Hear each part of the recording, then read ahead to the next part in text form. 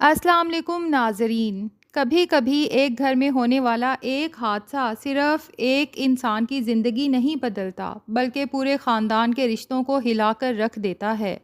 اور دیوار ڈرامے کی اگلی قسط میں کچھ ایسا ہی ہونے والا ہے، کیونکہ نازنین کے ساتھ پیش آنے والے سانحے کے بعد ماریا پر ایسا الزام لگنے والا ہے جو شاید اس کی زندگی کا سب سے بڑا امتحان بن جائے گا۔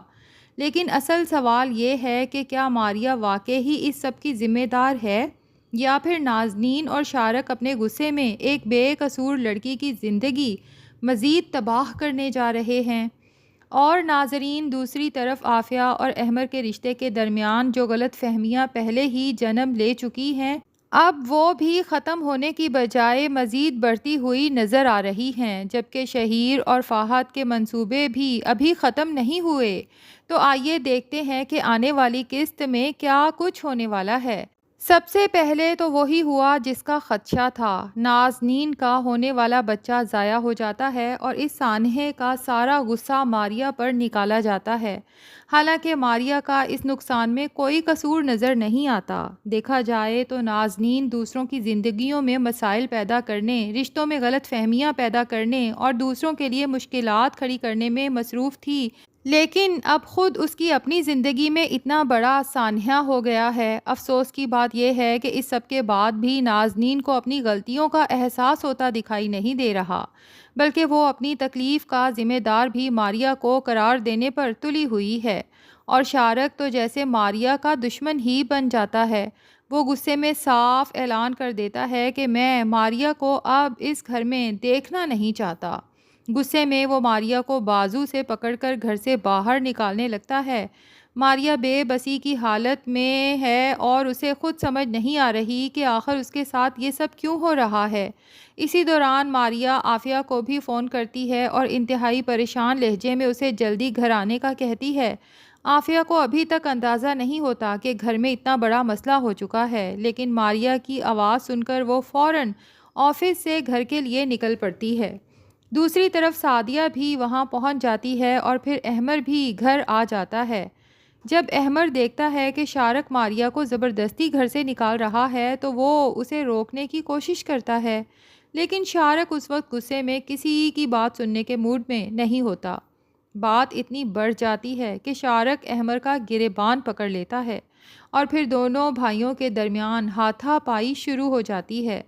یہاں ایک طرف ماریا کو بچانے کی کوشش ہو رہی ہے اور دوسری طرف گھر کے اندر موجود رشتے ایک دوسرے کے خلاف کھڑے نظر آ رہے ہیں، اور عافیہ کے لیے بھی یہ منظر انتہائی پریشان کن ہوگا۔ لیکن اسی دوران ایک اور اہم بات سامنے آتی ہے۔ شہیر صاحب ابھی تک اس بات سے بے خبر ہیں کہ احمر کو ان کی واپسی کا علم ہی نہیں، کیونکہ عافیہ نے اسے ابھی تک نہیں بتایا۔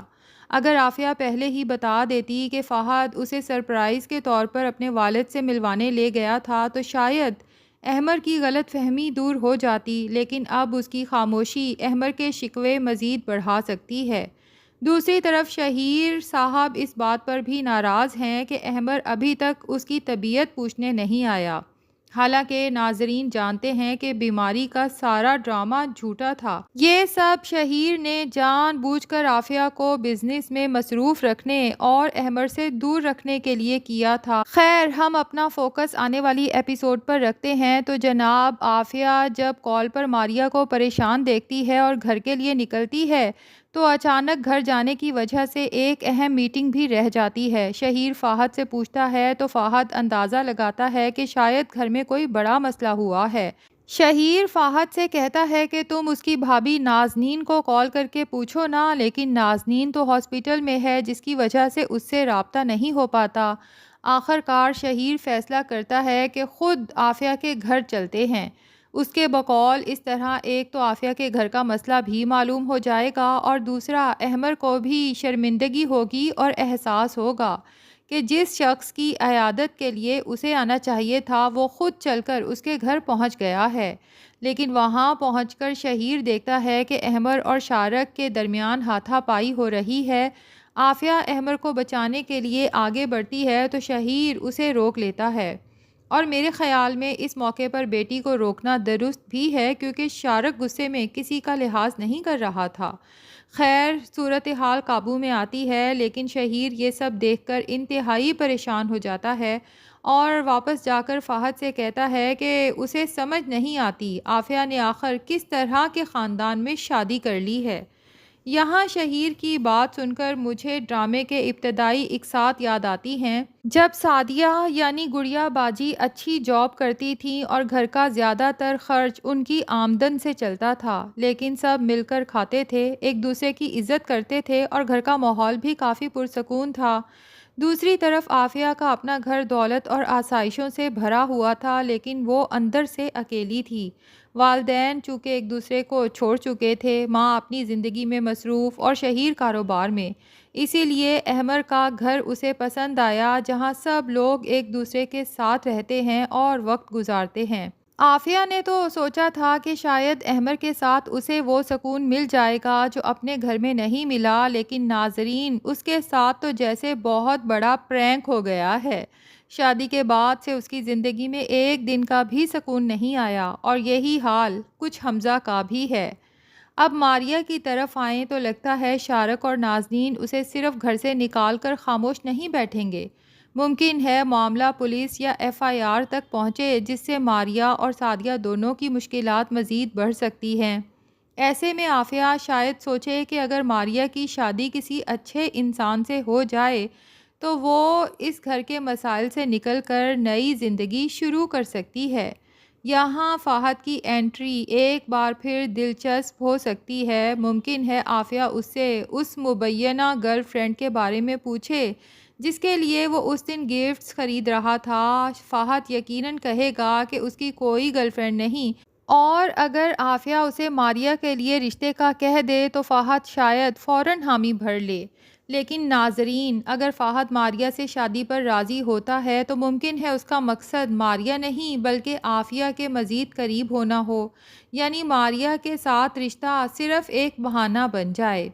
یہ ہماری پریڈکشن ہے، ضروری نہیں کہ کہانی واقعی اس طرف جائے، لیکن فہد کے موجودہ کردار کو دیکھتے ہوئے یہ چال بعید بھی نہیں لگتی۔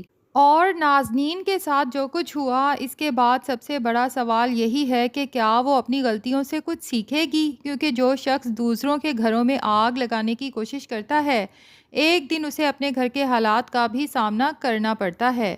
لیکن ابھی سب سے بڑا راز باقی ہے، فہد اور نازنین کا خفیہ رابطہ کب شارق کے سامنے آئے گا؟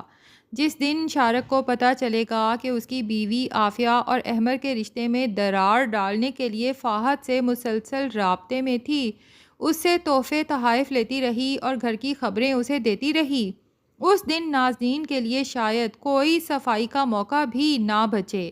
اور پھر جب عافیہ کے سامنے شہیر کا جھوٹ، فہد کی سازش اور نازنین کی حقیقت ایک ساتھ کھلے گی تو اسے احمر کی وہ تمام باتیں یاد آئیں گی جنہیں وہ اب تک غلط سمجھتی رہی، اور اسے سمجھ آ جائے گی کہ احمر اپنی جگہ پر بالکل ٹھیک تھا جو میرے ڈیڈ کا بزنس جوائن نہیں کر رہا تھا۔